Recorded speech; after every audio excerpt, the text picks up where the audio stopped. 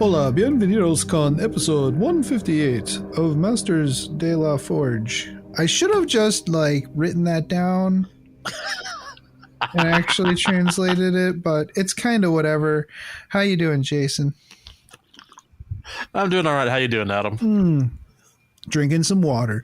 Feeling good. Feeling pretty darn good. You know, it's all right. Things are looking up, I think, sort of. I mean, it's beginning to look a lot like GameStop. Yeah.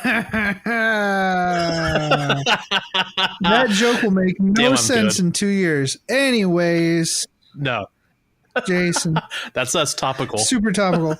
Yeah, we did it. What's your hobby been like the past couple weeks, dude? Oh, it's really not. Okay. I mean, I've got a hobby. I do. It's just work's been way busy. It's the beginning of the semester. You know, the first part of the semester is always like juggling flaming, chainsaws. You know, that sounds entertaining. So, yeah, it's great. You know, we were supposed to record on Sunday, and I was in a meeting all day. So it's like, yeah, okay, cool. I'm getting paid for this? No, oh, okay. Well, cool. The important thing about that is it gives me the opportunity to, not do anything and totally not even do the show notes until much later. So that's it. That's fine. Yeah, it helps me. Yeah, man, it gives you time to chill out and hang with the fam. That's more important. Pounds. Yeah, it's super important.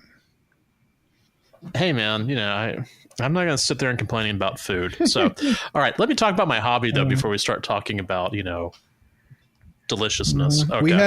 We had breakfast burritos for dinner tonight because that's how we roll. I'm not seeing anything wrong with that. In fact, are you trying to point out something that I've done in the past? No, I'm just saying we had eggs, bacon, cheese, sour cream, refried beans, salsa on a burrito, and it was really good. It's really good. Yeah. Were we going to talk about your hobby progress, dude? Jeez, get on with it. Yeah, I know. All right. All right. So, I guess last year, I think it was last year, I got the Noctilith crown. Like I got it when it was released and I built it and I base coated it. And then I said, I'm going to do something else. And so I finally started working on it or finishing up. It's basically done. There's still some areas that need to be cleaned up, but I like what I did with it. I did a lot of, metallic highlighting. I've got some changes in various techniques. I look at it and go like, I'd put that on the table. So, I like the way it looks. I think it's cool. A lot of people are like turning it sideways and making like a flesh pit out of it for a flesh rendering pit for what's that game? Necromunda? Death Guard. Necromunda. Oh well, Death Guard. We could do that too. Like, many uses for that thing. But as an actual Noctilith crown, it works pretty great as well. It's a great kit. I mean, the only gripe I had about building the kit, and this is funny because it's a chaos piece of gear or a chaos kit, is I kept like stabbing myself with all the sharp pointy bits. Yeah, that'll happen. So yeah, this one there's probably blood on there from me because I remember it being very stabby. Yeah. So meh. All right. So I ordered right the day after Christmas, I ordered Amon and the Thousand Suns Predator from Forge World, and it showed up finally because lockdowns and all sorts of fun stuff. It took a while, but I got them. I like the Amon model. It's really cool. The head is Ben Kingsley. Yeah. Hold on. Is it Sir Ben Kingsley? I believe so. I don't want to. Monsignor. I don't want to diss the Mandarin. No. I think he's a sir. Yeah, but honestly, I think that the head of the Hidden Ones, the Spy Master for Magnus, isn't going to run around without a helmet on. So I decapitated him. I got the model from Forge World. I paid the full price, and I was just sitting there looking at it and thinking, do I really have the stones to start chopping on this thing? And last night in our hobby hangout, I said, we're doing it, we're doing it live. Yeah. So definitely nerve-wracking, but I did go through and put that new head on there, and it looks really cool. So he'll get a nice candy apple red Thousand Suns paint job and be ready to roll whenever I feel like painting candy apple red. The Questorus Knights and the Cerastus Knights that I ordered for Adeptus Titanicus, I went ahead and I ordered those came in, and I decided to go ahead and bite the bullet and order the starter set. I'm going to share that with Keith. I'm going to blame you. This is your fault. Good. Hey, always happy to help. Okay, yeah, I know. I'll find some way to get you back. You okay. Already have your piece of crap, but we'll get to that later. Oh, did the package come in early? Yeah, okay.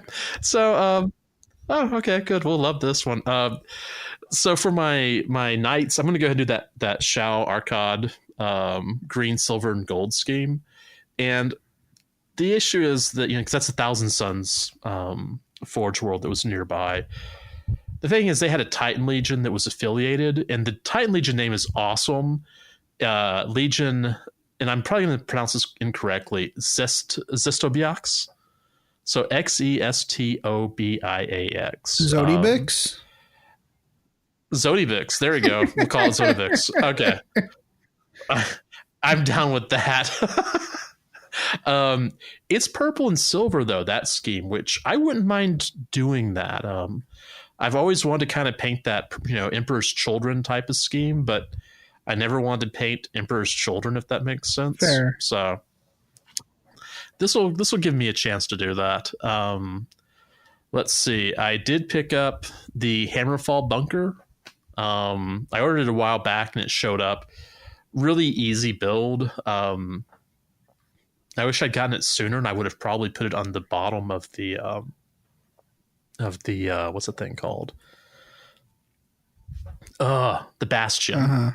In fact, I might still do it because I think all the parts would actually fit and would actually make the Bastion tall and a little bit different. But I don't know. And my KR multi-case order arrived. It must be good to open that up and have all your foam. And I love a KR order. Yeah.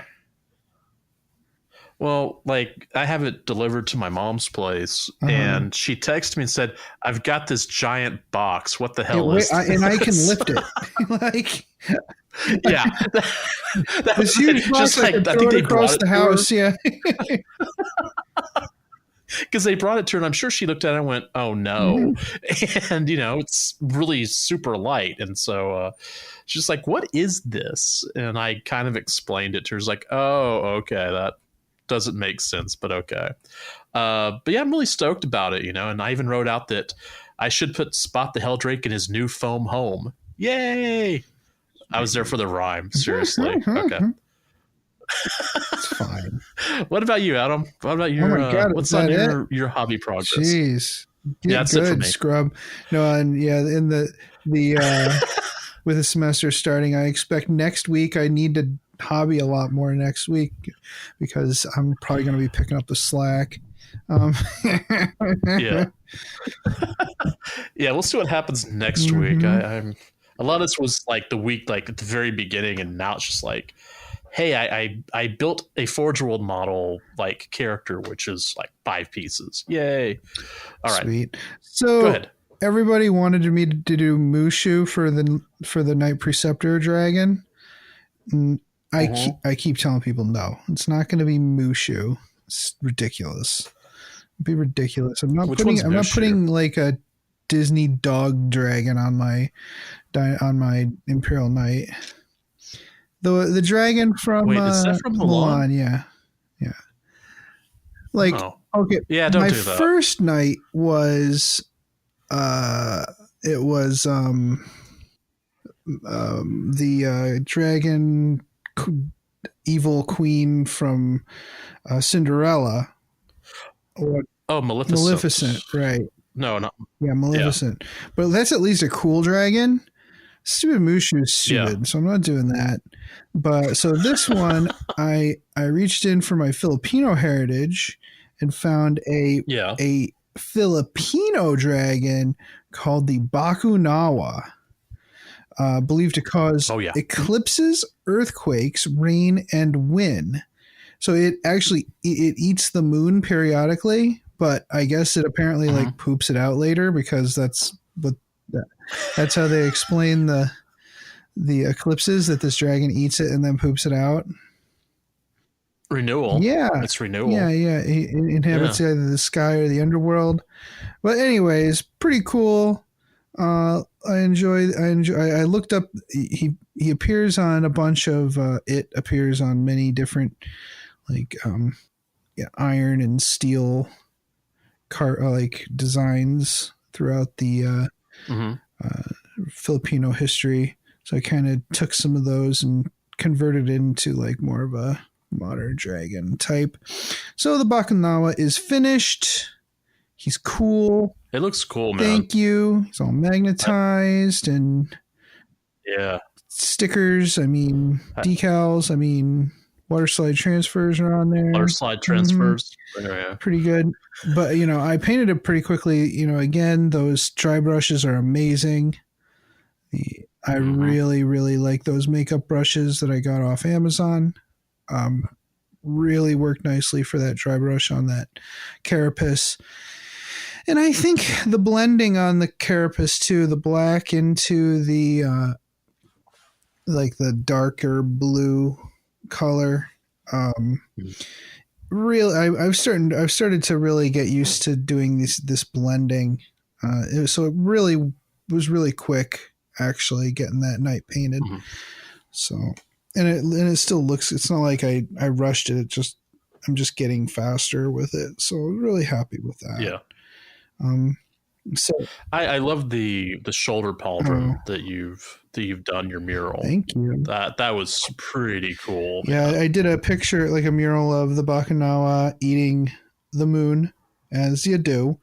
So I painted the moon first, and then kind of radiated. So like if you look at clouds that are kind of wreathing the moon,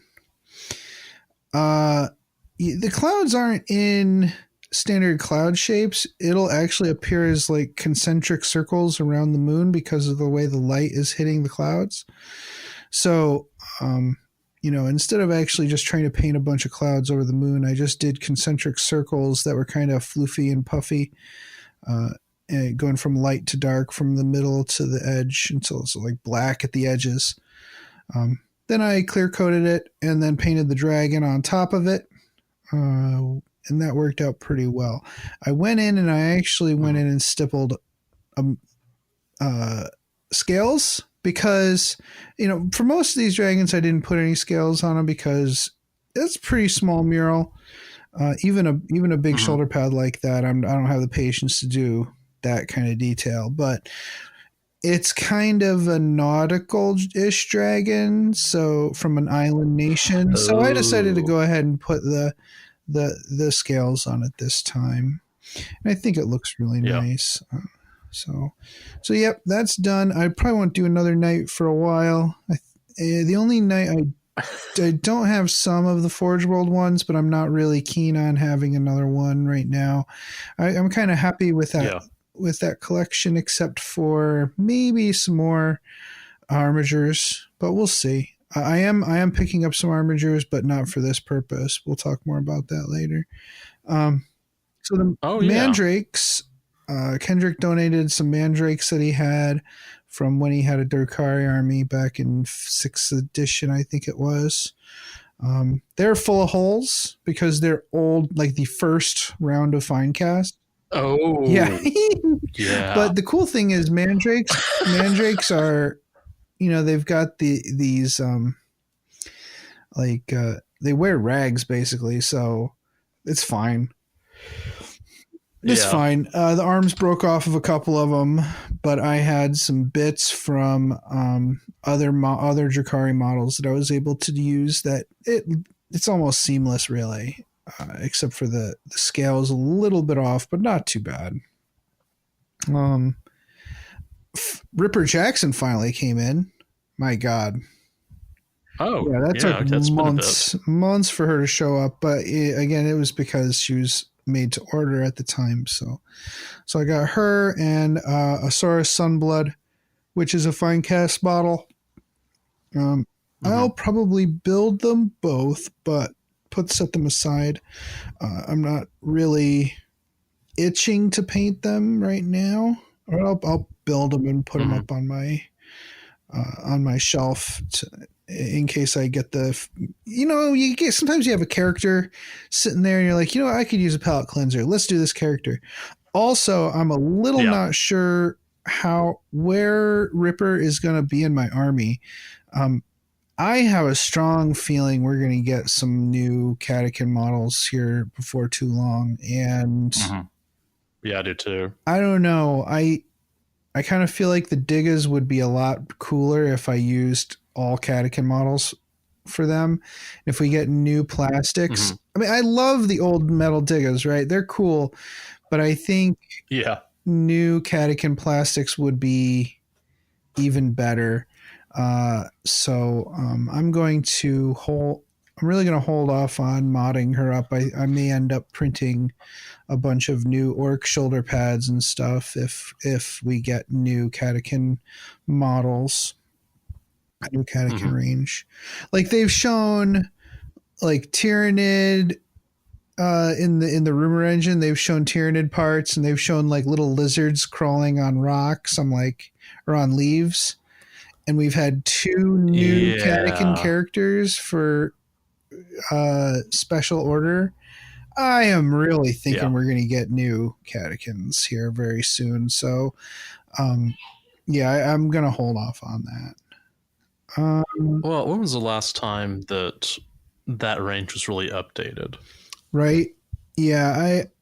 I mean, I'm going to say this. I've been in the game now for 8 years, this month, and I don't ever remember new infantry for Catachans or for Cadians. Like only the Scions. That's the only thing that's been new. Right. Yeah.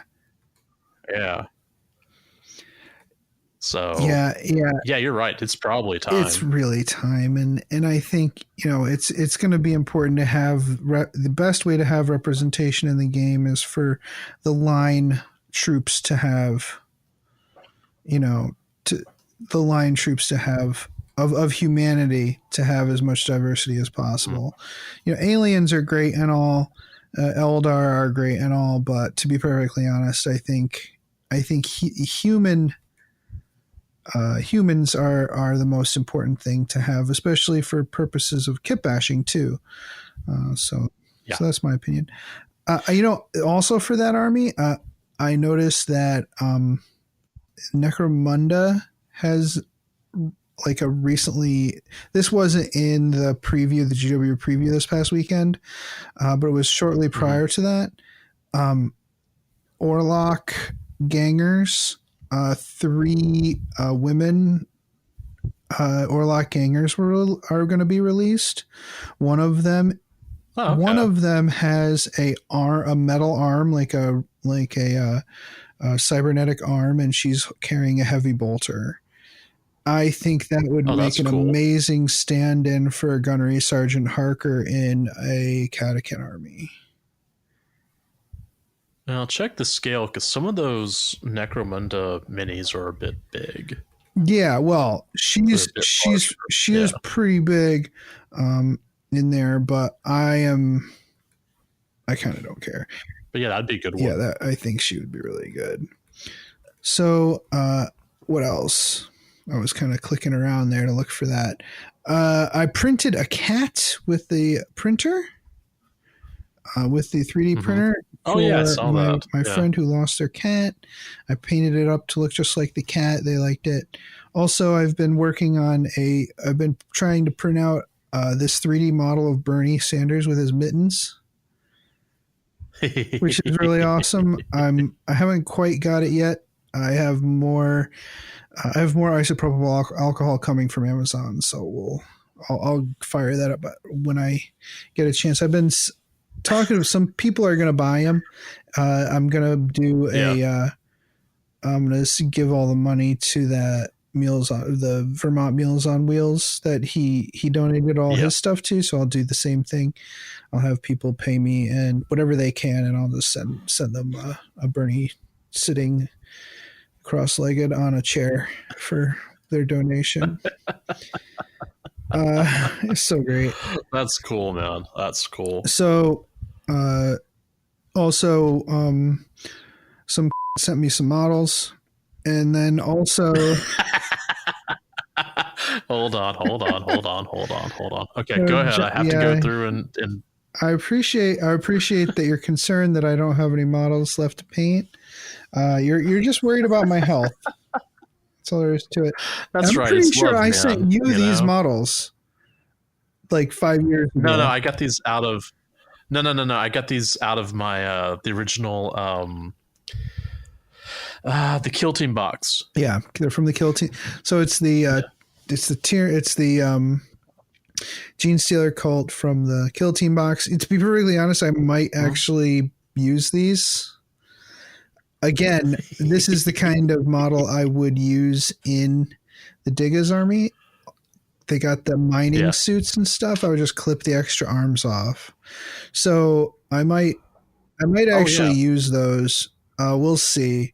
And actually, I think one option of those torsos doesn't actually have extra arms. I don't remember. I'll have to double check it, but it comes with the full thing. So I might hot swap those with Catechin.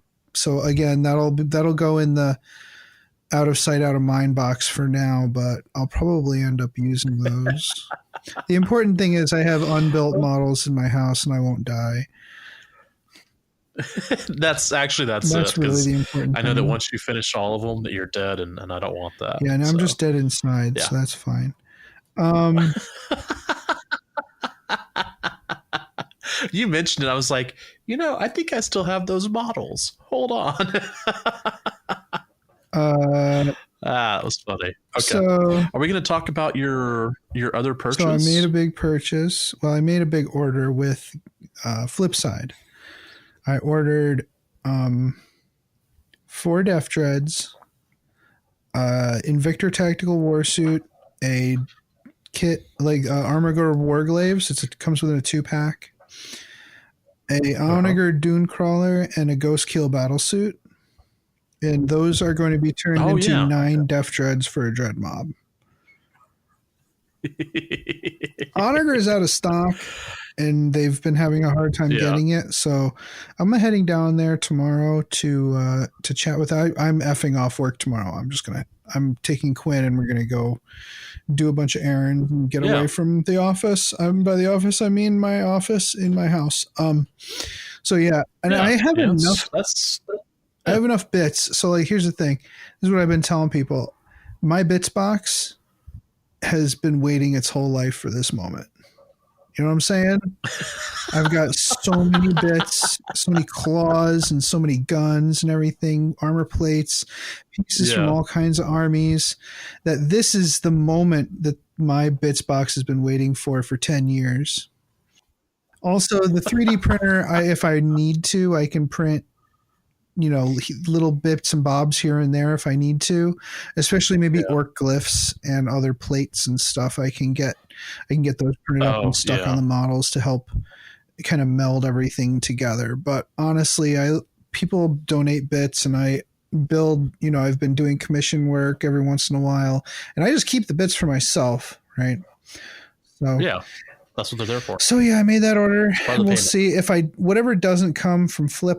I'm pretty sure that Zombie Planet will have at least some kind of stock. I'll head over there. I'll call ahead and I'll head over there and get that there. And then anything else, I'll have to go to the Warhammer store in Clifton Park. I also ordered a Rocket Truck Squig Buggy because Wendy thinks I need to do a tow mater from Cars. Yeah, you do. Yeah, so I'm going to put a tow hook on the back of it, and it's going to be tow mater. Which, sure, why not? As long as you paint him red, goes faster. He's green, or he's blue.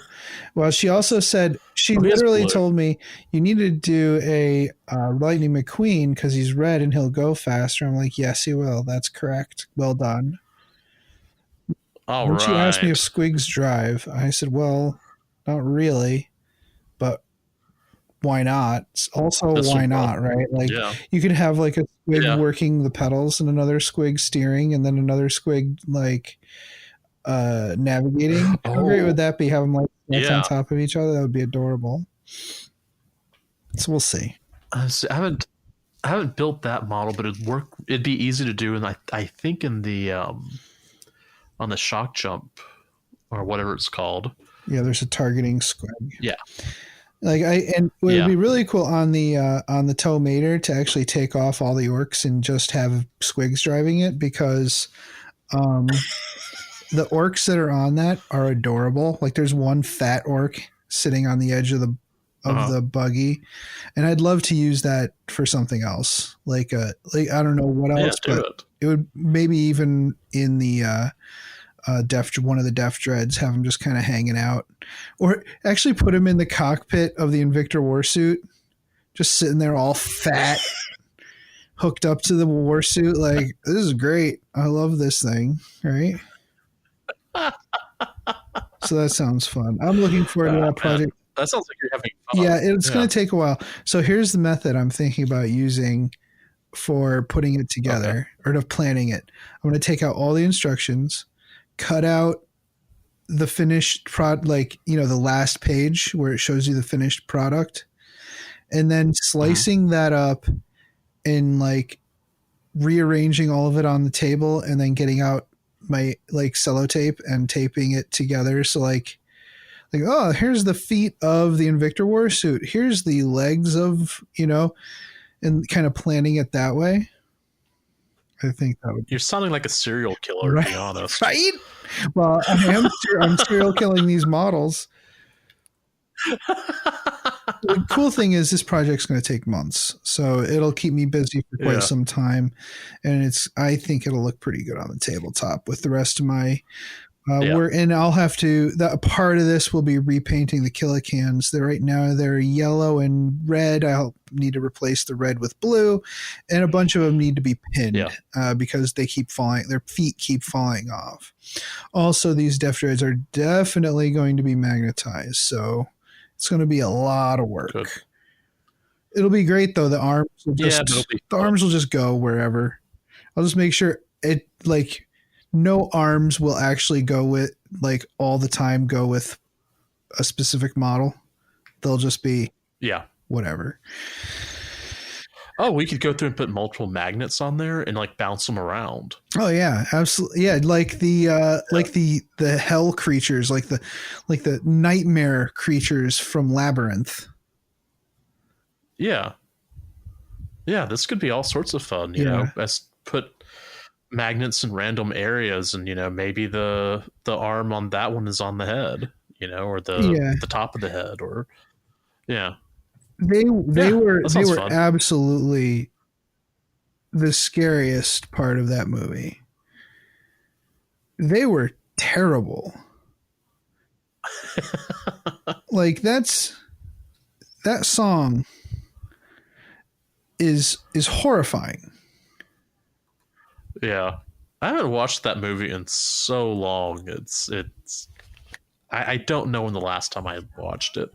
So I don't always remember, I don't remember scenes until I was like, oh yeah, we'll actually see them again. So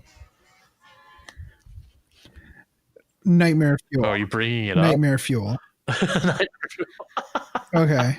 So Jason, what games have you? Okay, so the games I played are. I did 3 tabletop simulator games. 2 of them were against my buddy Mike's Death Guard. The first one I tried using Space Marines, and I had to look up every rule and every unit all like for the whole game.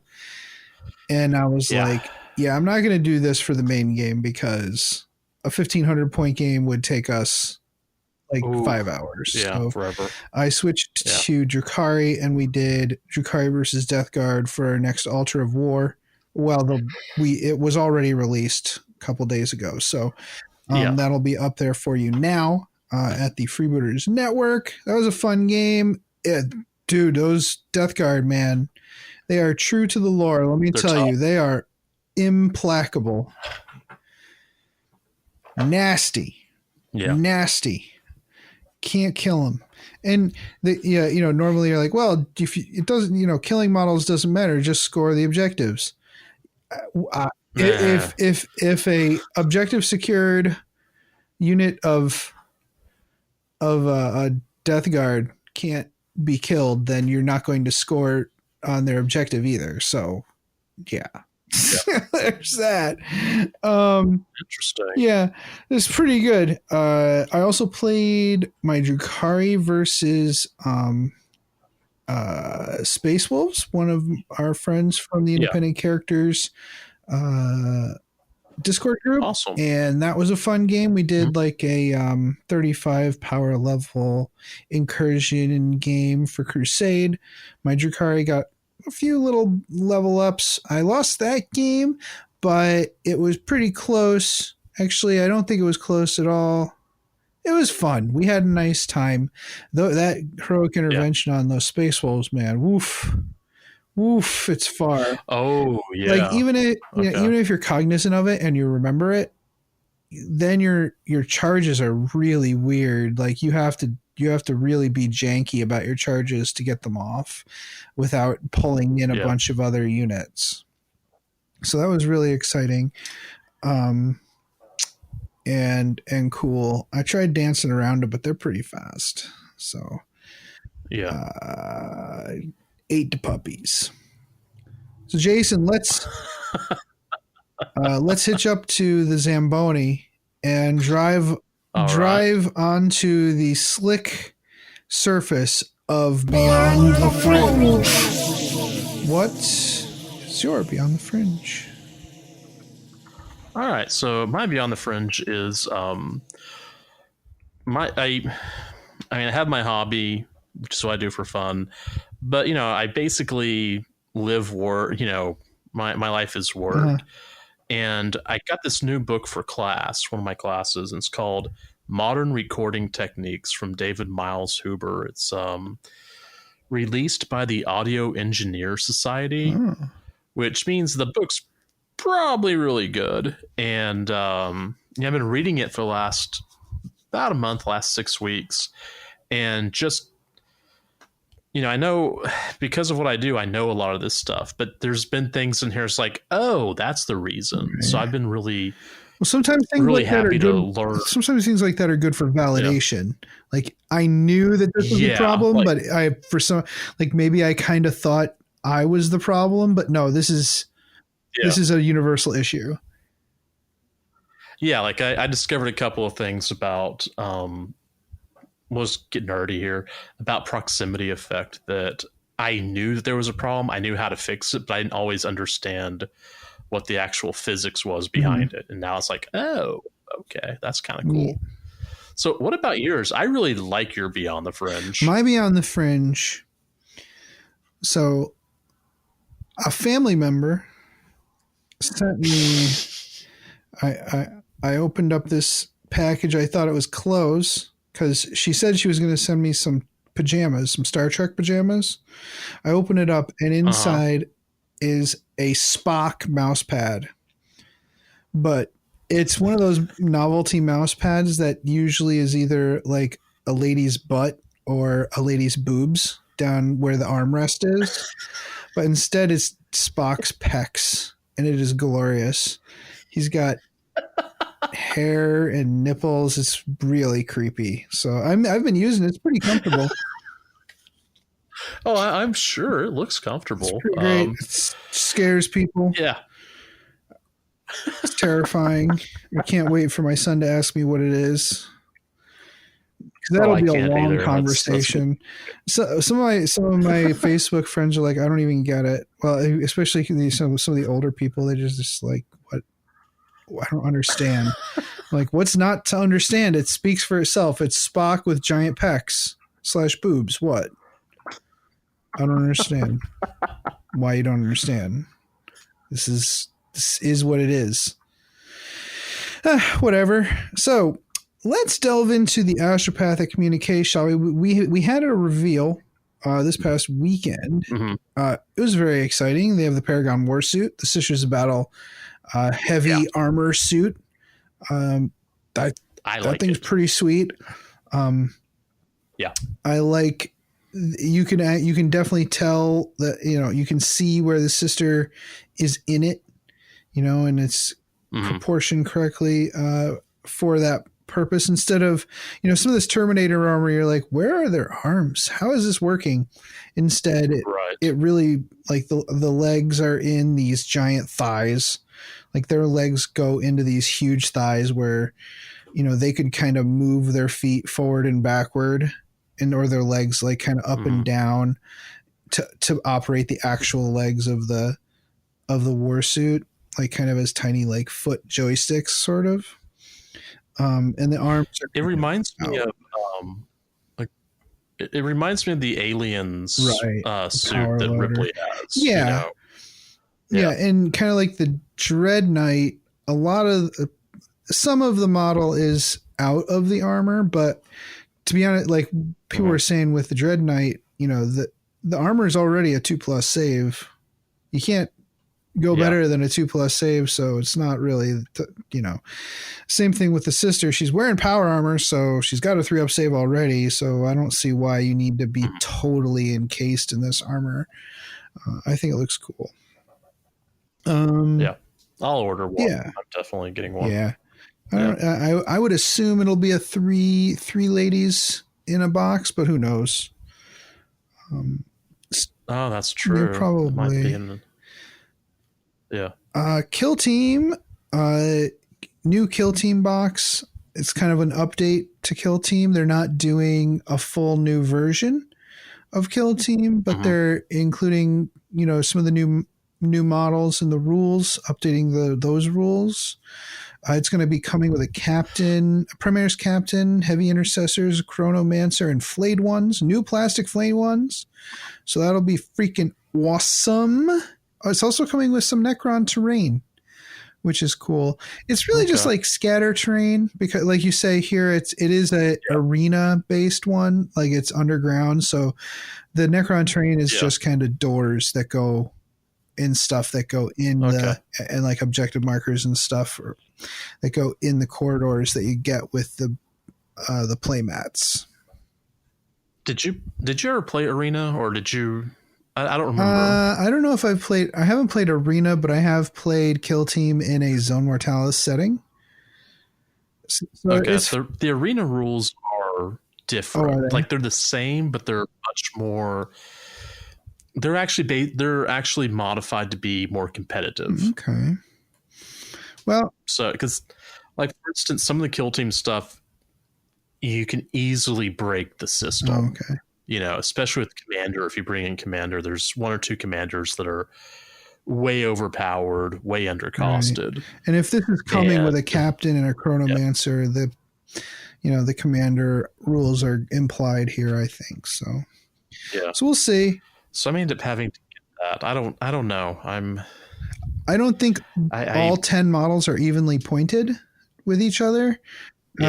But who knows, in a arena, Zone Mortalis setting, those flayed ones are probably actually pretty good, because you're not going to, you're not shooting them the whole game. You're going to shoot them once and they're going to be on you. So I'd be very interested to see how that turns out. Well, in like heavy terrain and arena, Gene Stealer Cult was like the bomb. Like they just would tear things up, and you can't do a whole lot with them. Yeah, so that's kind of what I'm getting at. Yeah, that makes sense. Like I would rather have melee stuff than shooting stuff in like arena and whatnot, just because I would live longer. Ostensibly, the intercessors do have pistols, but still, it's like, ugh. You're getting ripped up by flake ones. Like what, damage one? Damage one, who cares? I mean, that's if you're doing a what's it called? A flesh wounds test. That means you only roll one die to see if they leave. Right. If it's D2, then you can roll two, have a better chance. At any rate, new Flayed One models is awesome.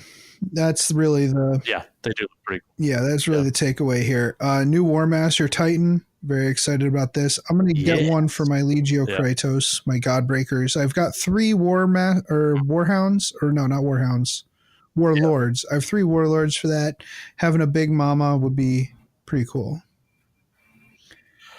I don't know if this is going to fit with the Zodabix lore. There we go. I'm just going to call them that. Just because that lore is like they hang out on their Forge world and don't really go anywhere.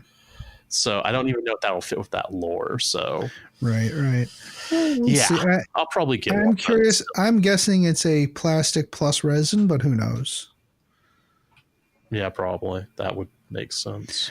There's a bunch of stuff for Age of Sigmar. Lumineth Realm Lords, which they're the kangaroo cavalry, which I find fascinating. I will spend thousands of dollars on that if given half a chance.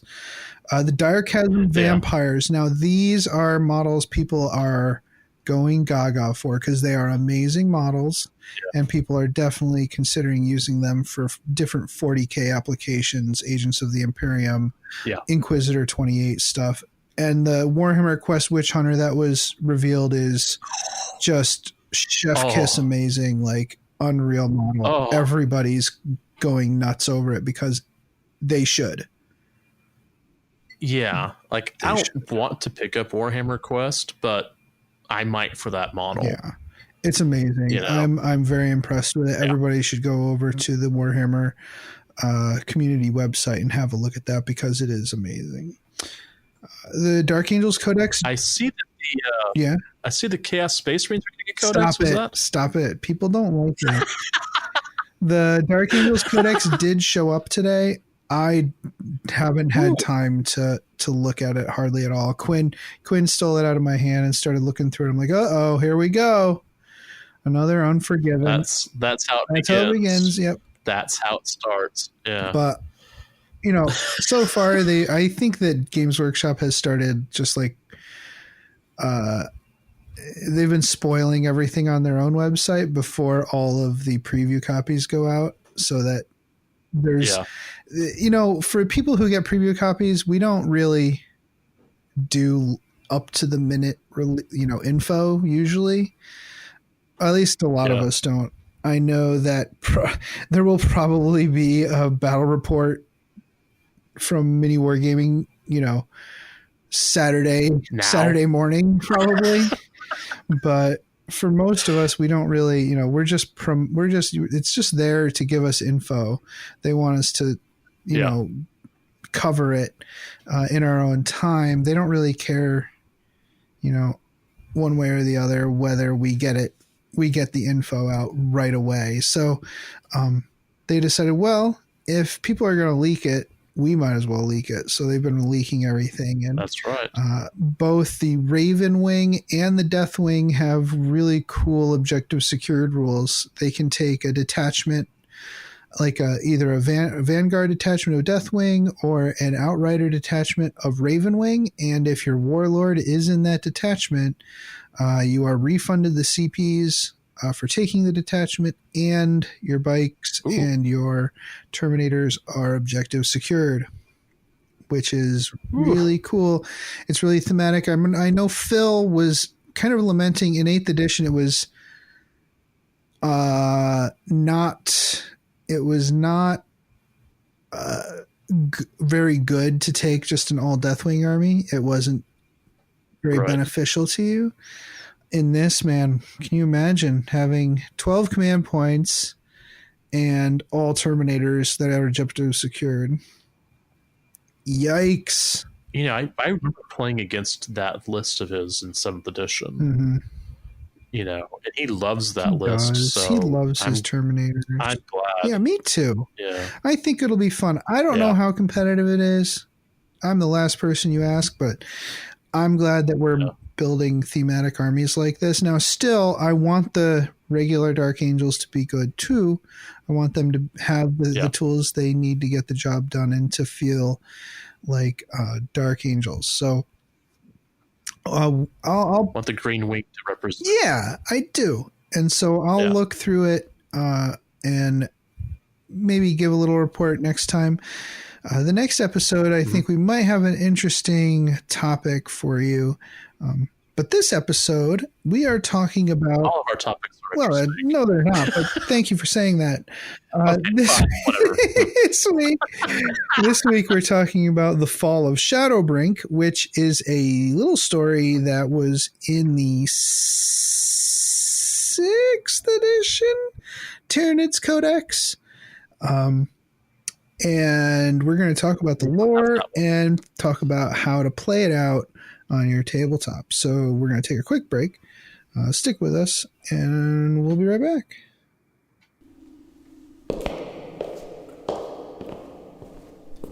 Damn, I knew it was around here somewhere. Damn, where is it? Can I help you? Ah! Scared me. What do you seek? I need the perfect scenario for a narrative game I'm running this week, and I can't find one. Sir, this is the Black Library. We don't have narrative scenarios. Well, then where should I go? Might I recommend the Tabletop Campaign Repo? The Tabletop Campaign Repo? What's that? The Tabletop Campaign Repo is an ad-free site for hosting resources related to playing tabletop miniatures wargaming. Oh, like scenarios? Absolutely. Also, event packs, custom objectives, tracking sheets, custom terrain rules, maps, icon packs, award templates, and more. Oh, and this is for Warhammer 40k? Among other things. There's also Age of Sigmar, Kill Team, Warhammer Fantasy Battle, and others. They're always open for content submissions for any system, even non-Games Workshop materials. Oh, that's awesome. It sounds like a great way to save all of this great content the community makes. A lot of that stuff often ends up disappearing into a dead message board or Facebook group. Exactly. It's a real community effort. Great. So how do I get there? Just go to that webway gate marked tcrepo.com. tcrepo.com. Got it. Can I ask you one more question before I go? Fire away. This place is really easy to find. How come Armand can never find it? Oh, because it's more funny that way. Oh, yeah, clearly. Once again, the Tabletop Campaign repository can be found at tcrepo.com, and they're always looking for submissions. Greetings, mofos. Are you out of George Dickel number 8, staring at a broken chess machine? Well, don't want to spend the rest of the year tied to that couch? Well, why don't you head on over to the 1 Hour a Night Facebook page and see what exciting stuff is going on there. It's a place to post all your daily progress in the hobby grind, as well as receive and give positive feedback. Also, there are usually a few interesting challenges going on. That's right. All you have to do is search for 1 Hour a Night on Facebook. That's numeral 1 hour a night, all one word. Blood serum tests will be administered prior to approval. Se til helvete og kom dere vekk. Det ikke bikkje, det en slags ting. Den imiterer bikkje, men det ikke det. Kom dere vekk, idioter! What he said. This world, this galaxy, all of it is ours to twist and corrupt as we will. Such elaborate artistry have we planned for the flesh and souls that you would, in your ignorance, gobble like mindless beasts. We shall cast you back into the outer dark from whence you came, for this reality is the plaything of the children of the Eye, and you have no place in it. Lesje Taiha, Keeper of Secrets. It was pretty great, right? Nice. Yeah. It actually kind of sounded a little bit like Skeletor. Or Cobra Commander, who I think were probably voiced by the same person. That's quite possible. No, you weren't whiny though. You had more of a breathy timbre. I like it much better than like Cobra Commander. So very good. Very much. All right. So once again, our lore is all original. We're like original research projects that we undertake here. This isn't off the top of our heads. We do not have eidetic memories. And we're learning along with you. So, if you want original lore analysis without fash, we're your one-stop shop, people. So, Jason, you want me to go ahead and start? Yeah, you want to go ahead and start, buddy? Yeah, that'll give your voice a little bit of a chance to recover, to reset. All right, so we're talking about Shadowbrink, and Shadowbrink is a world situated in Inquisitor Fetus Cryptman's evacuation zone in the Ultima Segmentum, which means oops. So Shadowbrink is described as a cathedral world in the lore, which could just be an apocryphal term for shrine world. Yeah. Though it was described as having many towering structures of a superlative size, it wouldn't be a stretch to assume a cathedral world is a subset of shrine worlds to represent these massive buildings. Yeah, I can imagine like a giant, like just stained glass as far as the eye can see. Yeah. And big arching, was it the flying buttresses? Like you're a flying buttress. Essentially Notre Dame and the what's the cathedral in Spain? Is it the Sagrada Familia? Just think of those, ornate cathedrals everywhere. Yeah. Even your local, grocery store is either the cathedral or it's inside the cathedral. Right. Yeah. You're a 7-Eleven with a stained glass window, 7, like a giant 7. Oh, that'd be kind of cool. That actually would be pretty hot, wouldn't it?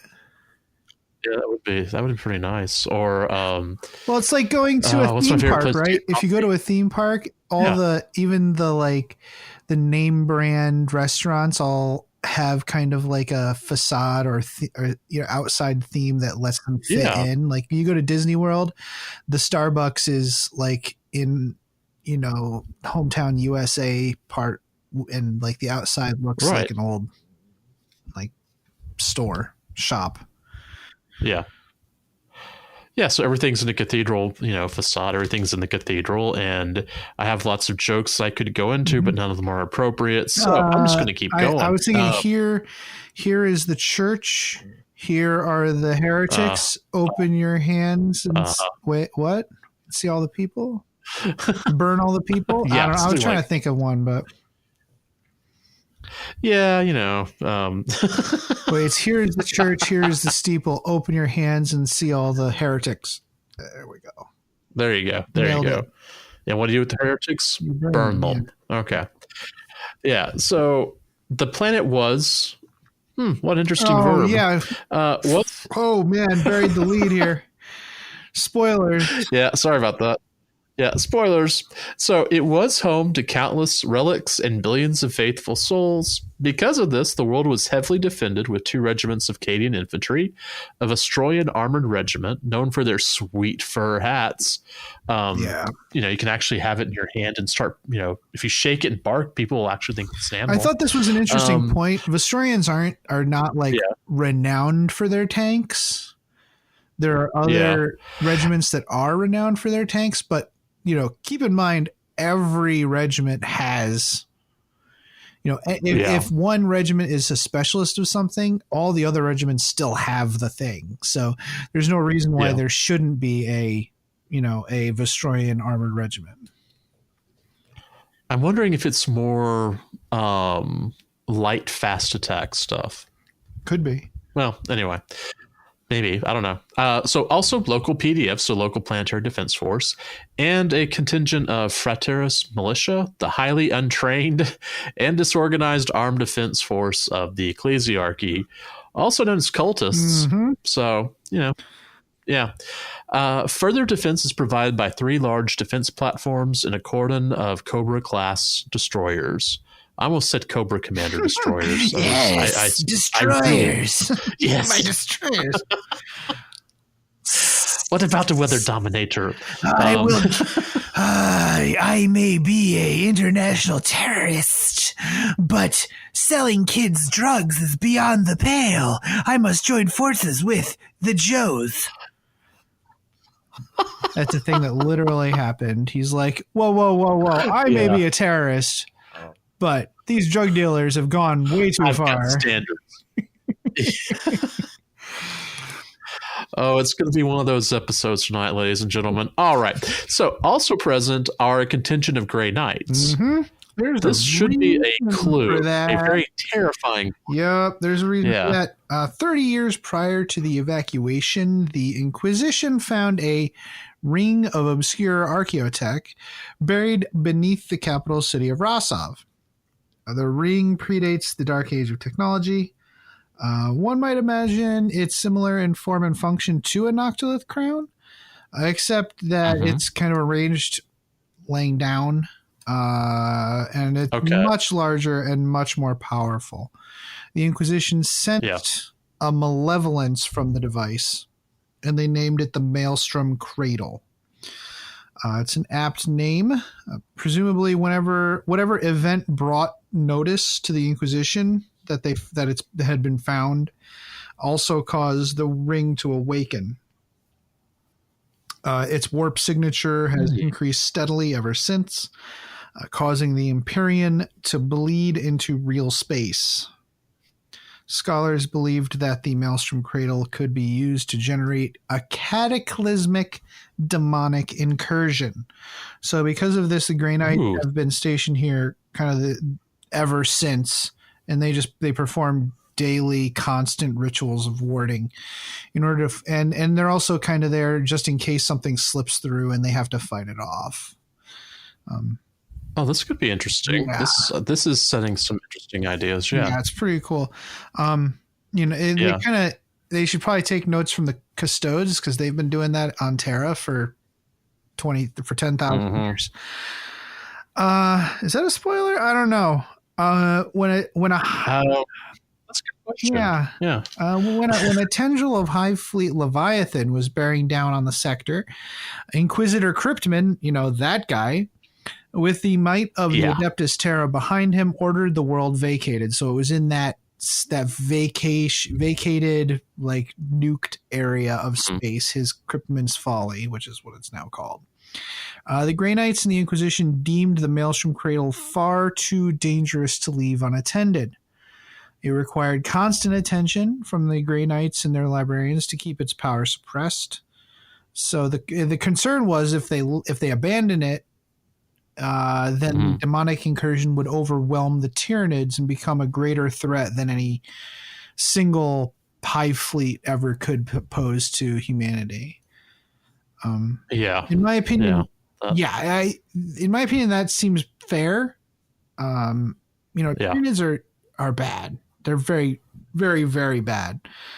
They may be this mysterious extragalactic threat from beyond the stars, hungry for our flesh and eager to add their genetic distinctiveness to theirs, but still nothing compares to the metaphysical manifestation of every single mortal emotion bent on devouring our souls for all of eternity, I guess. Brother Librarian Calden, Cadulon, sorry, it's way cooler. Cadulon, not Calden, ordered the governor of Shadowbrink to belay the evacuation in order to defend the world to the last. The text doesn't say what the governor's own perspective of this order was. It could be that they were conflicted by the contradicting orders. It could also be that the governor and the rest of the high-ranking officials would have rather not abandoned their world anyways. Also it helps that when a 7 or 8 foot tall super soldier that can shoot mind bullets clad in magical silver armor says you aren't leaving, they are probably more amenable to them than a distant bureaucracy. Right? Yeah, pretty much. So there's that. Definitely. I'd probably hang out. It's easier that way. So one can imagine concentric defensive cordons set up with the sole purpose to hold out and defend the ritual site from the Tyranids. Wow, yeah, just thinking about that. Even a mighty force, the Brotherhood of Grey Knights at the heart of it, would have little hope of repelling millions of Tyranid bioforms. Their only hope would be to hold out until overwhelming reinforcements could arrive. When the assault came, the orbital defenses were overwhelmed in 3 hours. That's actually holding out longer than I thought. Yeah. Shortly, like with that many Tyranids, stuff's going to fall apart pretty quick. Shortly after, the Cadian and Vestroyan regiments were also overwhelmed. Finally, the tide surged into the Maelstrom Cradle, where Brother Librarian Codulon, I think that's how you pronounced it, stood with his brotherhood, including 2 Nemesis Dread Knights. Ooh. The presence of the Dread Knights shows the danger posed by the Maelstrom Cradle. Nemesis Dread Knight suits, a technology that's not even shared with the Adeptus Mechanicus, although there's some things that are similar, were designed by the Grey Knights to combat greater demons. Even these mighty heroes could not hold back the might of Leviathan. The Grey Knights launched themselves headlong into the swarming mass of Chitin and Teeth, or Chitin and Teeth, and they were devoured to a man. Of course, that's not the end of this story. The Grey Knights and the entire Imperial forces were actually just the cork of the wine bottle, just as Brother Librarian Codulon had feared. The massive loss of human life around the Maelstrom Cradle was like pouring racing fuel onto a campfire. Crackling corpuscent, so here's this quote, crackling corpuscent danced around the vault, and the bilious, migraine-hued light of nightmares blazed from the heart of the Maelstrom Cradle. I thought that was an awesome sentence. Yeah, that's a good quote. Good. Yeah. That reads like a Phil Kelly paragraph right there. I'm pretty sure. Yeah, it's probably. I'm pretty sure it is. Before he went straight to the Age of Sigmar. So after that, a massive tide of warp beings emerged from the rift, including what was known as the Quadrifold Abomination. That included Bloodthirster Hak Vasha. Great. I should have had you read this one. Great Unclean One. Shubluth Gulg. Lord of Change, Krixkikra, and Keeper of Secrets, Leshe Tiha.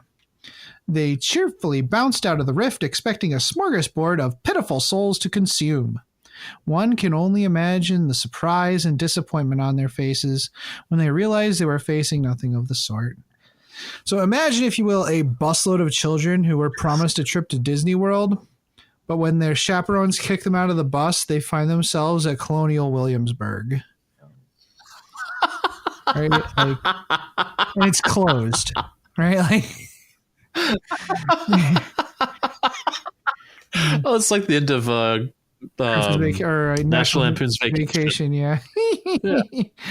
Oh, going to Wally World or whatever it's called. Yeah, Wally World. Yeah, John Candy's there. Actually, that would be amazing. Yeah. So, although they were very annoyed by a foe who is no more susceptible to corruption than a lump of mud, the Quadrifold Abomination decided to make a day of it. They were greater demons after all, so why not treat the Tyranids like a challenging speed bump before the prize of humanity they assumed existed in the nearby systems? Little did they know that Cryptoman had taken care of that situation too. But whatever. Yeah. A huge tower rose up from the Maelstrom Cradle like a fireworks snake, and they began to push against the hordes of bugs. The demons were equally useless to the Tyranids. They didn't see demonic incursion as much of a threat. Well, I mean, I'm sure they thought it was a threat, but they just didn't bother engaging the demons because they had no flesh to consume, no DNA to absorb. It wasn't. They were of no use to them. Still, the Quadrifold Abomination would not be ignored. The machination of Nurgle really made the Tyranids take notice, since the demons were actually corrupting the Hive Fleet's food supply. Khorne legions tore down the Tyranids' infrastructure of digestion. Pink horrors corrupted the digestion pools. Meanwhile, these roiling warp storms that pop up whenever annoying things like demons show up provided this shield of terrible infection over the world so that falling spores either were destroyed or mutated to the point of uselessness by the time they hit the ground. So this sounds almost like the perfect, two armies to fight against each other. Yeah, it's that's why I picked this one. I think this is a neat idea. Yeah. I thought this was really unique. It's not, Imperium holding out to the last man. It's not, 5 Space Marines killing a whole Hive fleet somehow. It's awesome. I like this. There's no Deus Ex Machina going on. It's very straightforward. Well, what's funny is I was thinking about this as we were reading it, and you had mentioned, imagine the busload of children going to Disney World and getting kicked out at Colonial Williamsburg. Yeah. Well, that's how the demons felt about the Tyranids. That's kind of how the Tyranids felt about the demons, too. Yeah, absolutely. This is a pointless battle. It's like... it's absolutely pointless for everyone. I'm hungry. Nom, nom, nom. Yeah. It really shows that, the world of 40K is not just hopeless and pointless for the humans. It's kind of hopeless and pointless for everyone, even the mindless ones, which is crazy. Okay. It's like when your Roomba gets stuck under a chair. It's like you kind of feel sorry for it. It doesn't have any feelings where you're like, yeah, hey buddy, are you okay? I'm actually thinking about buying a Roomba, so that's what makes sense. I've been thinking about it.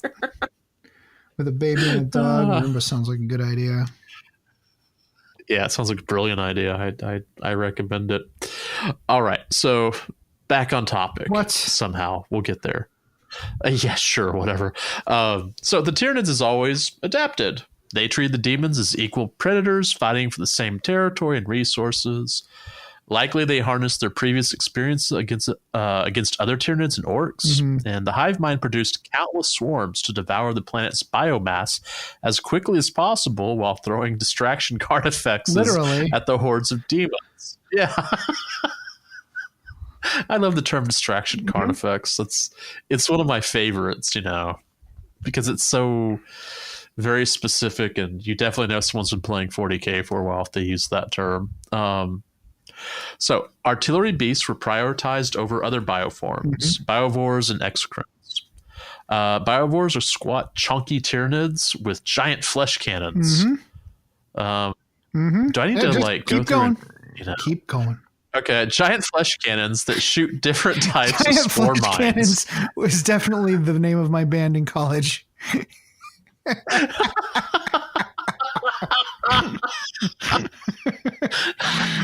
We opened for Guar twice.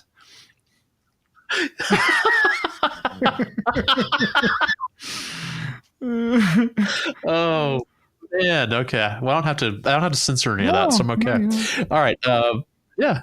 So the exocrines, as the name would imply, manufacture a viscous bioplasma. Okay. The hive mind's ability to produce and deploy the exact bioforms they need for the task at hand came in really handy on Shadowbrink. The master artillery, followed by Tervagon nesting dolls. That's a good way to describe them. By Tervagon nesting dolls spilling out waves of termagants, was extremely successful against the demons. In addition, massive zoanthropes were created in an effort to thwart the enemy's psychic might. When the Great Unclean One, oh boy, Shubluthgug. Ooh, good job. Is that close enough? Good. Yeah, I've got a saliva I need to wash out. Tried to assist the front lines firsthand. He was outflanked by his brood of zoanthropes and incinerated, banishing him back to the warp. Wow. Yeah, sucks to be just him. like a punk. Yeah, man. Get good scrub. All right. So the demons were at an impasse. The shadow and the warp bear down on them. Real blood did not flow to please Khorne. Oh, that's true. Yeah, it's brutal. Yeah, poor Khorne. Oh well. The Tyranids were more and more resistant to Nurgle's gifts. With defeat inevitable, Kurix Ixkra the Lord of Change. I like this. He did leave back through the Maelstrom Cradle with all due haste and speed. That's not what that acronym means. That's not all due haste and speed. GTFO? There we go. Isn't that like that's like a car racing thing, isn't it? Sorry. He got out. We'll say that. Yeah. So Lord of Change hopped out back to the Maelstrom Cradle, while Hak Vasha and Leshje led 10,000 demons in a last charge against the Tyranids. Yeah, that's the Lord of Change. No, the Keeper of Secrets and the Bloodthirster, bro-fisted and charged into the enemy. So basically, as usual, the Great and Clean One got smashed. The Lord of Change, Tzeentch, said, "You know what? I'm out. Yeah. See y'all," and let Slaanesh and Khorne go ahead and take care of things. Mm-hmm. Isn't that kind of just the whole? Isn't that just basically the? Yeah, it's amazing. You've got both. This is at the meta level. Yep. Okay, I really like this last quote from the story. All right, so let me see if I can actually speak this one correctly.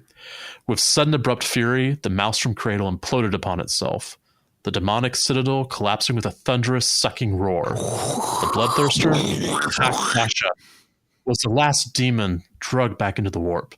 Its unholy form was still wrestling furiously with three monstrous Trigons as it was wrenched from the mortal plane. The creature's bellows of fury faded slowly into silence. Ooh, I like that. That was good. Great. Yeah, that is a pretty good quote. Yeah, it was. I'm pretty sure this was Phil Kelly. I have maybe it was, maybe it wasn't. Certainly reads like it. So, although the Tyranids don't offer much to demons, they still sit sulking in the warp, plotting their revenge. I don't know why they think they can get revenge against the Tyranids, but okay. What's more, the powers of the warp would be equally concerned about the threat of the Tyranids. One can only imagine the impact of the shadow of the warp, and if it's possible, the effects might be ultimately permanent. Now, I think that's really true, especially considering, kind of what has been implied about the nature of the warp and demons. Like, the more people who get devoured by the Tyranids and are stilled by the Necrons, right? That leaves chaos. The less power demons. Yeah, it lessens their power and influence. So, it's very important to them that they help halt this menace. So I find that very interesting, to say the least. So later in, it looks like the 8th edition codex, they have the Second Battle of Shadowbrink. Now, this little blurb is very anticlimactic, not because of a lack of imagination by the author of the codex. I think they're just, let me read it. So the emergence of the Great Rift caused Shadowbrink to flare up again. The Maelstrom Cradle kind of blue screened, and this kind of reset the thing. But that alerted Hive Fleet Kronos. Now, Kronos, like any kind of psychic activity, is like a flame to the moth that is Hive Fleet Kronos. They love eating psychers. Their favorite meal are Chaos Psychers. Love them. So the demons of Shadowbrink, however, they were really more treated like an infestation that had to be put down, because again, you can't eat them, right? So, but the Tyranids see them as a threat. It definitely seems like there's some kind of intelligence at work here. They had already cleansed that planet. That planet was eaten. There's nothing left. It's just these demons popping out. So they just saw it as a thing. Well, we got to kill these. So they sent a whole. There's a detachment called a neural node, or I guess maybe that's the collective noun for maliceptors and zoanthropes. So they were sent as a vanguard scouting thing to detect like what was going on there. As the warp rifts began to close under the pressure of the shadow and the warp, which is an interesting sentence. So yeah, it's really this command that the Tyranids have over nullifying the warp, and then also still using it themselves really is interesting. Anyways, it pissed off the demons, and the demons attacked. So demons rely way too heavily on their time-tested methodology. They don't, even though they're chaos and they're, especially Tzeentch is capable of, plans within plans, they still get stuck in the rut of their time-honored tactics, right? Yeah. Whereas the Tyranids, on the other hand, learn from every battle and they understand the tactics of their enemy, and they employ exactly the kind of force that they need to defeat that enemy again and again and again. In this case, instead of like sending giant waves of Tyranids down, they said, well, what worked before? Oh, biovores and what were they? I forget what they're called, but like, the artillery. They said, okay, we'll just land. Biovores. We'll just land a bunch of artillery and kill them all. And that's what they did. Yeah. They landed all that artillery, wiped them out, and then just mopped up in the end. It was very, very anticlimactic, but it was meant, I think they were intending to show you in the codex, like, this is how the Tyranids win, because they'll fight you once, and whether they win or lose, when they fight you the second time, you're not even going to have a chance because they'll have figured it out. Yeah. So that is the story of the Battle of Shadowbrink. I think that was fun. Yeah, there's all sorts of interesting... This is a really interesting lore because you never really hear about demons versus nids. Or at least I cannot tell you that I remember reading any short stories about demons versus Tyranids. Right, because it's exactly the kind of thing you'd put in like a 2, 3, 4 page spread in a codex instead of a novel. Because this would make a really bad novel. No one would want to read that. It would be terrible. It would be the worst. No. It'd be one half food, and the other half. Yeah, and you'd have to add Imperial or some Imperials or something for a point of view, and then it becomes an Imperial story, not a Tyranid demon story. So it's nice to have these kinds of things. It's reminiscent of it's basically Tusca, right? Like the orcs versus demons thing, where it's a nice 1 to 2 page spread in a codex, but I wouldn't want to read a novel about it. Right? It'd be difficult to write a novel about, Tusca, unless it was, unless you went through and had like how about this? A single Grey Knight that had survived and was trying to get back to wherever, and that was the point of view. And he gets eaten at the end. Give it to Mike Brooks. He'll do it. He'll do it. Yeah, Mike Brooks. Did you see that on their blog? GW accidentally said princess instead of princeps when they were talking about the new Titan. They auto-corrected princeps to princess, and Mike Brooks screenshotted it and put it on his Twitter, and he was like, yeah. Best.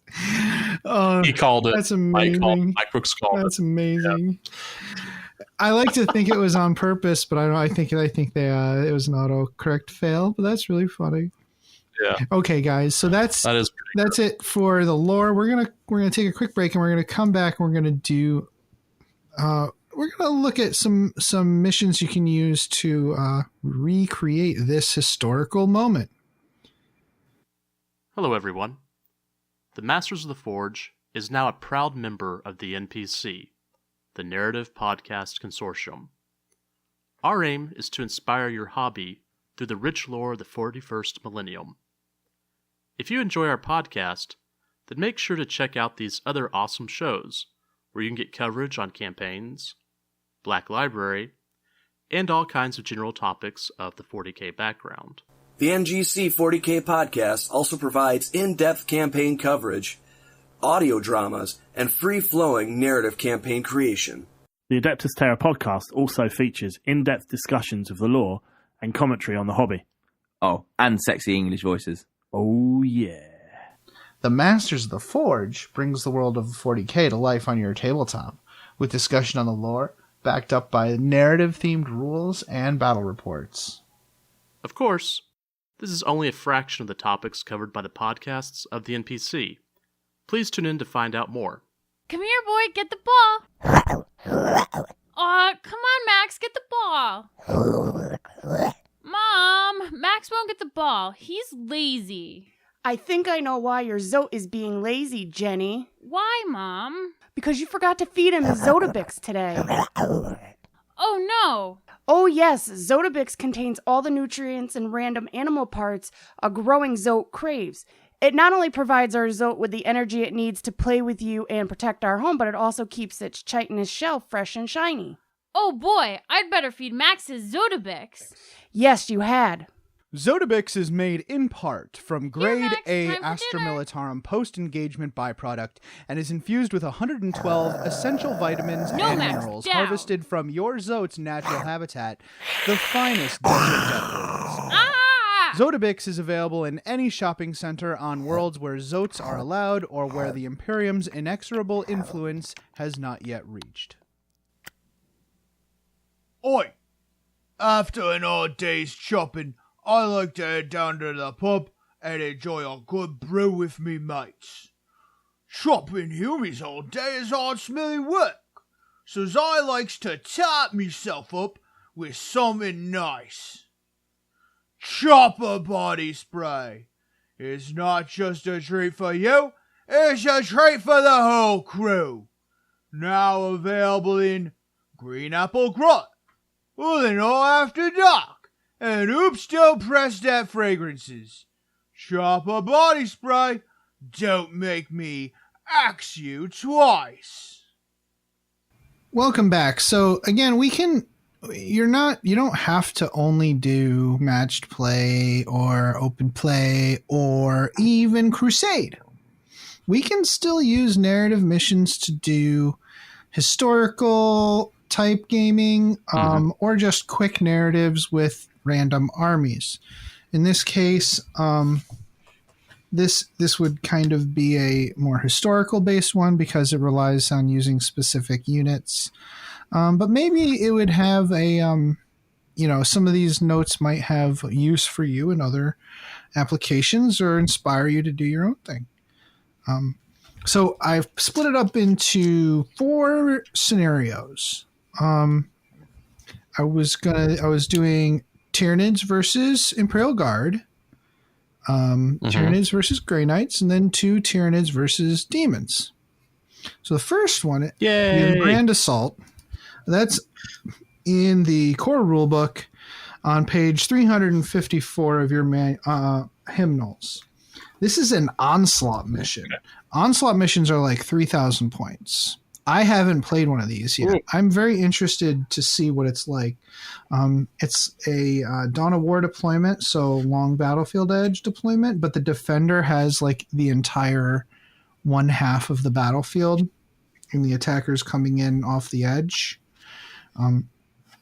So that would be good for doing your layers of defenses with the Astra Militarum. So you could have your Vestroyans on the backfield with their tanks and artillery, and then the Cadians up front with their infantry and special units. I think that would be pretty cool. And then have the Tyranids coming in. The Cadians have the reroll 1s in the shooting phase, and the Vestroyans have like these really cool relic weapons and they shoot an extra 6 inches for guns that are normally 24 inches or longer. So they have really long range weapons. So they can sit in the back with like Lehman Russes and stuff and still shoot plasma or multi-meltas and junk pretty far. This 6+ on a multi-melta is actually huge. Yeah, it's no joke, right? Even on a melta, even on a melta gun, it's still a lot. That'll be good for taking out those big bioforms. So there are 8 objectives that are placed by the defender, and the attacker can use a plant banner action. So with the Tyranids, that seems kind of weird. You could just see it as them taking territory and holding it. Maybe they poop some eggs out. I don't know. You decide how you want that to look. But I think it just represents this making this mine, you know. Maybe they're rubbing their pheromones on it. Ooh, yeah, that's probably what it is. Oh, they're like leaving a scent trail, a pheromone trail. It's like cats rubbing their face up against you to make sure that you know that they're your territory. That's right. Or you're their territory. Exactly. And your furniture and your clothes and your shoes and everything else. Wait, did we just call Tyranids cats? Maybe. Yeah. I mean, maybe. The attacker also has sustained assault. So anything that dies comes back on a 6+, and troops have a +1 to that roll, which makes total sense for an oncoming rush of Tyranids. Yeah. You score holding objectives at the end of the game. I thought this works really well for the Tyranids versus Astra Militarum aspect. And I don't think any special rules are needed to do this. As long as you bring the units that make sense for the narrative, I think that works just fine. And I had never looked at an Onslaught mission before. I wanted to see what it looked like. Pretty cool. I have not looked at those missions in the back of the book. What's funny is I went to go pick up my book and I picked up the wrong book. So, but I still have the right. I mean, I have so many of these core rule books now. I'm just like, which one is it? I don't remember. The 5th edition one. So, I think it might. I think it's 8. I think we have enough power level in our current Crusade campaign thing that we're doing in Queensberry that we could do a team game of an Onslaught mission. I think that might be neat. Yeah. But we won't be doing that for quite some time. With the new flare-ups of the virus, we've decided to put a pause, tap the brakes on that. The next mission is the Grey Knights launching one last charge against the oncoming Tyranid force. And for that one, I made a new mission because there's nothing really quite like that in these books, at least that I could find. So I call this one Desperate Charge. Again, the Grey Knight force should probably include 2 Nemesis Dread Knights because that's what it says it has in the lore. The game size is Strike Force, so like around 2,000 points. Deployment is Hammer and Anvil style, so short table edges. The special rules, the Grey Knights would place a single objective in their deployment zone during the place objective marker's step. This objective marker is placed inside a piece of terrain that represents the Maelstrom Citadel, or the entrance to the Maelstrom Cradle. So, it says I said put an objective, but really the objective is the piece of terrain. So as long as you both know which piece of terrain it is, there's really no need for an actual objective. So if you've already got a Noctilith crown and you want to tip it over on its side, go ahead. Otherwise, it's kind of just representing like the entryway into a much larger chamber, which I think it would be a much bigger piece of terrain anyways. To get all those demons through. The Great and Clean one and Keeper of Secrets are both pretty big models. Yeah, they are. There's also another rule called Astartes Corpses. Whenever the last model in a Grey Knights unit is destroyed, replace it with an Astartes Corpses marker. Then the last special rule is Ingest Distinctiveness. one Tyranid unit can perform the Ingest Astartes Distinctiveness action at the end of the Tyranid player's movement phase. The unit performing the action may have any battlefield role except for troops. So the little Gribblies don't stop to absorb DNA. The action is completed at the end of that player's turn, and when doing so, the Astartes Corpses marker is removed from the battlefield. So they're eating the Space Marine DNA. Objectives, there are progressive objectives. The defender has different ones than the attacker. For the defender, that's the Grey Knights, 10 points at the end of your turn if you have at least one unit fully within the enemy deployment zone. So the idea is for the Grey Knights to run out and slow down the Tyranids before they get to the Librarian inside the Noctilith, the Maelstrom Cradle. Thank you. Yeah. You get 10 points at the end of your turn if there are no enemy units within 3 inches of the marked terrain feature. So the entrance to the cradle. And then you get 10 points at the start of your command phase if you have at least one unit within the enemy deployment zone. So you score 10 points if you get there at the end of your turn, but you get 10 more points if they still there at the start of your turn. So if they hold out that long, the entire turn, you score even more points. I thought that would be an interesting way to do that. The attackers... That's actually really a good one. Thanks. Yeah. The attackers are a little simpler. Then 10 points at the end of the battle round for the attacker when they destroy an enemy unit, or 10 more points if they destroy at least 2.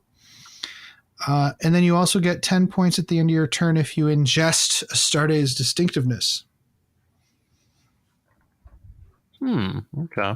So this mission I'll put in a PDF for folks to download if they want on the show page. I do like that. Thanks. Yeah, it's like... I do like that quite a bit. Although I don't know, I only know one person with 2 Dread Knights. Right. And I think just the generic mission itself, I think, is good.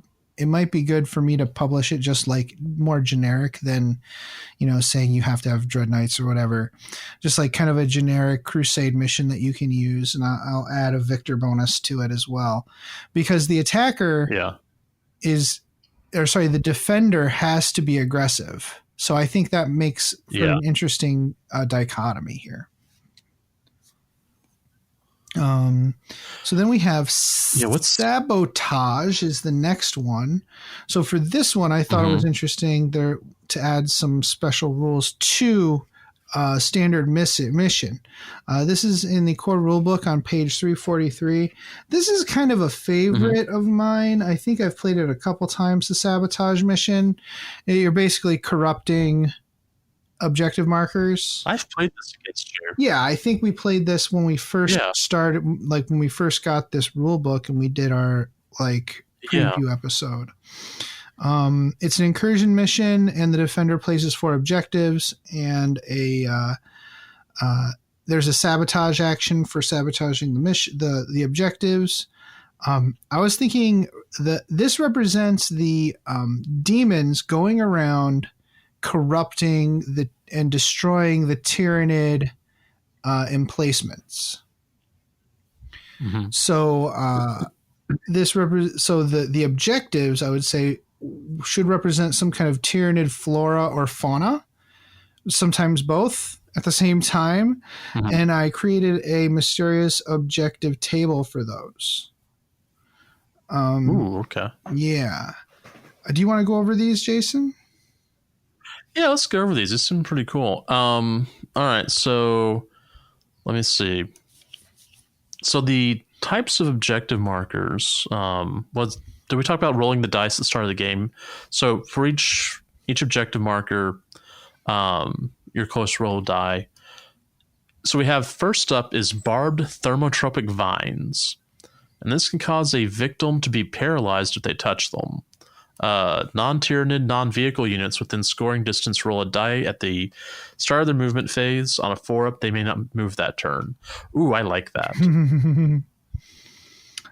I like that. We have a Brood Hive. These allow the Tyranids to move quickly from one place to another. I think it actually has peristalsic action. I think it swallows them from place to place, actually. Yeah. Which is gross. But well, that was in StarCraft, wasn't it? I have no idea. Oops. Well, I mean, it probably was. Probably. I think there was a way, like there would be like a hole that would allow you to kind of bounce around, but I can't remember. It might have been the second one. I don't know. I think this. All right, sorry. Go well, ahead. specifically, a lot of these come from White Dwarf 3. What was it? 354? Did it say? Did I write that down? I didn't write it down, it's like in the 240s or something that a lot of these are from, and also the Amphibian Project. So Tyranids units that are wholly within 3 inches of this objective marker at the end of their movement phase may be removed from the battlefield, then return in their next movement phase either wholly within 3 inches of another Broodhive marker or wholly within 6 inches of a battlefield edge, because you might not have 2 on the battlefield. So, right. In any case, the unit may be set up must be set up more than 9 inches from enemy models. Cool. Then we have a Capillary Tower. So tall structures used to transport digested biomass.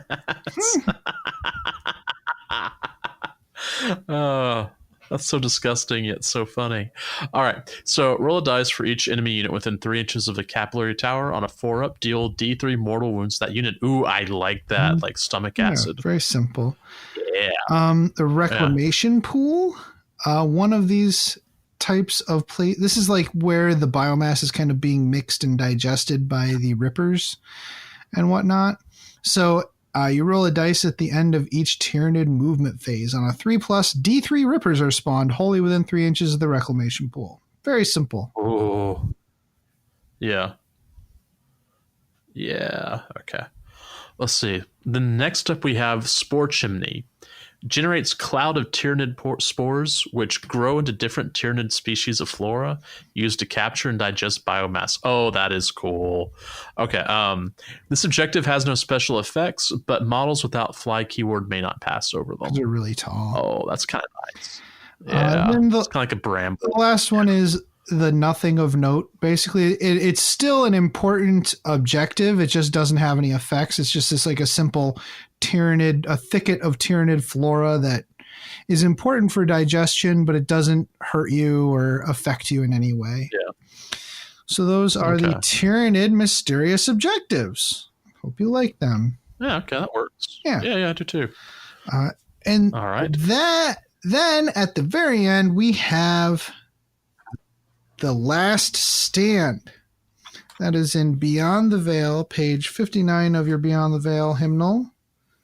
You know, sometimes during Lent, you have a different hymnal that you use that maybe someone came to the church and suckered the pastor into buying 30 of or whatever. So I love this book quite a bit because it's, you know, all these really cool little neat missions. Mm-hmm. The one thing this book did teach me, though, was I need to get like readers so I can actually read. They are pretty extraordinarily small. Yeah, small text. Yeah, very much. So this one is a Strike Force mission. There's a few special rules. So other than aircraft, the defender can't put any of their units in strategic reserve because they're all. Yeah. It's all that's left is them. Yeah, it's the last stand. Yeah. And if it has a rule that says it can be added as a reinforcement or it must, then it's just set up in the deployment zone. So if you were using like Space Marines with this and you had a drop pod, it would just be deployed. Yeah. It would just be a drop pod. Yeah, it landed hours ago or whatever. In this case, it's the demons all being set up for their final charge. The objectives are there's a progressive one. The attacker scores 15 points. That would be the Tyranids for every enemy unit that is destroyed during the battle round. Or sorry, if any enemy units were destroyed during the battle round. And at the end of the battle, they score 15 if there are no models from the defender's army within their deployment zone. Which means that, yeah. And then they're wiped out. Wipe them out is the name of the objective.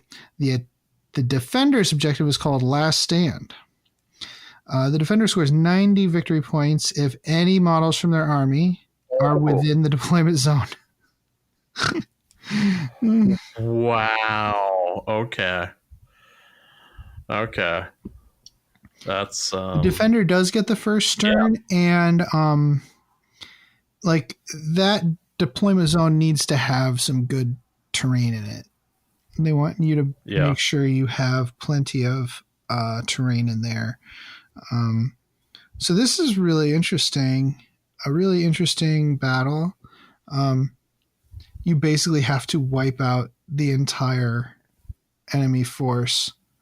But the deployment zone is kind of small, right? It's like so the attacker gets the entire long battlefield edge to deploy. The defender is in this kind of squarish area, not really square, but like 18 inches by 36 inches, I think. Yeah, 18 by 36 rectangle. I can see it not being too difficult to kind of penetrate in there and push the enemy out. Yeah. But still. And the most difficult part about it would be getting your attackers into the deployment zone. You know, it's just getting across the board. That's the difficult part, you know. And that always is, but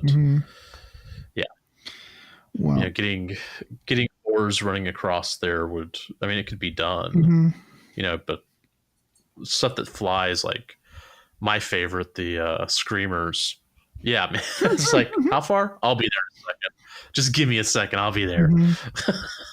So I'd be interested in trying this one out. I almost feel like the attacker needs to have more power than the defender, but it doesn't say to do that. So I'm guessing that, you know, it's been play tested and it's fairly balanced. For the narrative, I would almost say, you know, it doesn't matter because you're going to be facing a Keeper of Secrets and a Bloodthirster, and they don't want to be in their deployment zone. They want to be coming out to kill you. So that's also fine.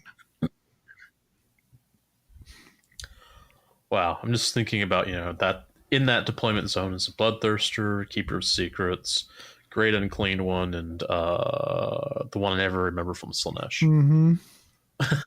Lord of Change? No, wait. No, Lord of Change is Zange. Keeper of Secrets is Slaanesh. Yep. Yeah. So, okay. A bunch of demons. I think this is a fun story. I think it would be fun to play on the tabletop.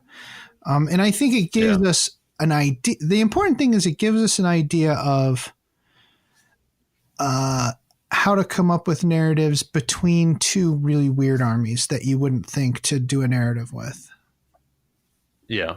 You know, even if it's not a epic, like novel length, you know, not a story worthy of Beowulf or whatever, you know what I'm saying? It's at least it gets the gears going and gets your mind lubricated to think about different ways you can add a narrative note to what would almost seem like a kind of a more video game like matchup. You know what I'm saying? Oh yeah, I know. So yeah, this would be a lot. I think this would be a really fun mission to run, and I'm just thinking our local game store owner has picked up a few of the major demons, like you know, the Keeper's Secrets, the Lord of Change, the Great Unclean One, the Bloodthirster, whatever it's called. You know, because that's what he kind of wanted to build an army around, and that's what this is. So we could actually do that one locally, although I don't know that we have enough NIDs running around. Yeah. Like I've got some NIDs. Keith's got some NIDs. Luis has some NIDs. So I don't know that we have enough to go up against four greater demons. Yeah, that would make a great Apocalypse game. And did you end up picking up Apocalypse? I do have the Apocalypse rule set. Yeah, that might be a fun Apocalypse game. Have 4 people each bring a Chaos God and have somebody play the Imperials the Tyranids. Yeah. All right, dude. Let's take a quick break and we'll be right back. Hey, mofos. Are you looking for more Warhammer 40k video content? Well, the Scarred Cast posts regular battle reports as well as tactics and strategy videos. Be sure to check out all the cool hobby content for the avid tabletop wargamer. That's Scarred Cast, Skared on YouTube.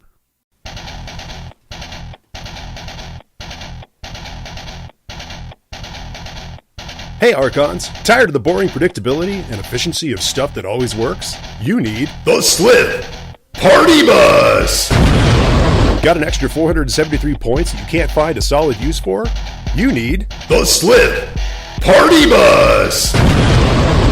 You could spend 420 points on 3 reliable Lance Ravagers pumping out 9 Darkland shots per turn.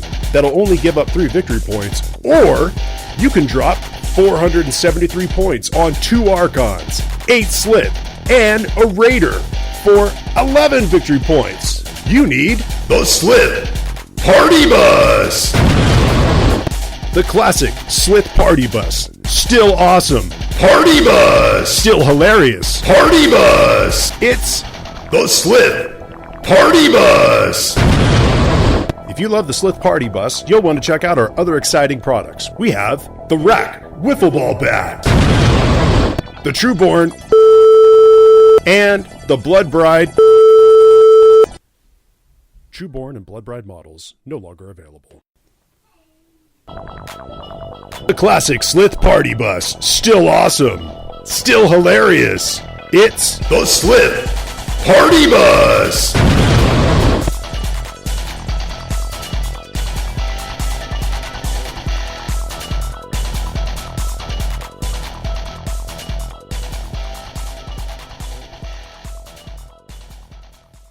Thanks for joining us on episode 158 of Masters of the Forge, everybody. I hope everybody enjoyed that break from the constant,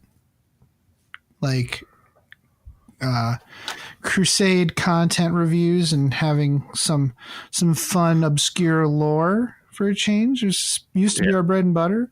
Yeah, it kind of still is. I'm going to try to keep one of these going every once in a while. We actually do have a pretty full schedule, a pretty full schedule planned going forward. Yeah. Some Dark Angels talk. We have that new campaign book coming out. Like the Last White Dwarf actually had they started a new flashpoint in that system, which we'll have to cover. We'll have to cover that eventually pretty soon. And I kind of want to get another author interview here before too long. So we've got a lot of stuff going. Next month, we're going to do, it's got to be something Dark Angels-y. What I think I want to do is talk about the Dark Angels and Space Wolves rivalry. Because one of our listeners, one of our friends, Ben, he's got a Space Wolves army he wants to talk about. Again, folks, get with us if you want to talk about the lore of your army. We'd really be interested in hearing it. And I thought that would be I'm like, how do I tie that? I'm like, oh yeah, we have this rivalry, which we've only kind of touched on every once in a while. So this will be old news for a lot of veteran Warhammer players, but I think it'll be fun to talk about at least. Mm-hmm. Yep. We'll definitely talk about whether or not it's appropriate to steal a Space Wolf's wolf tail and put it on your bike. I'm going to say yes. It's okay. You sure? Well, all right. Well, we'll find out next. We'll find out next time. But until then, play the game the way you want to. Awesome. We'd love it if you could give us a positive rating and review on iTunes. If you'd like to keep in contact with us, you can follow us on Facebook or Twitter by searching for Masters of the Forge. And you can follow our hobby progress on Instagram with the hashtag Masters of the Forge.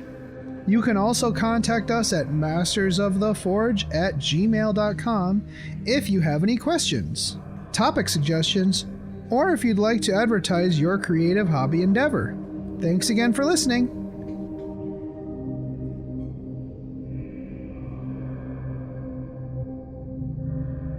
This podcast is protected by the Creative Commons Attribution, No Derivatives, Non-Commercial International License. More information about this license and contact information if you have any requests can be found at our blog, mastersoftheforge.com.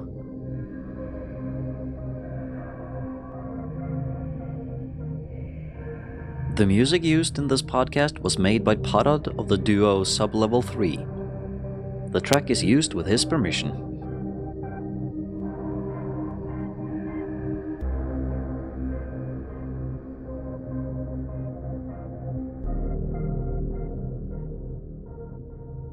It's such a good feeling to play games your way. It's such a happy feeling 40K'ing away. And when you throw dice with story in mind, it's such a wonderful way to unwind.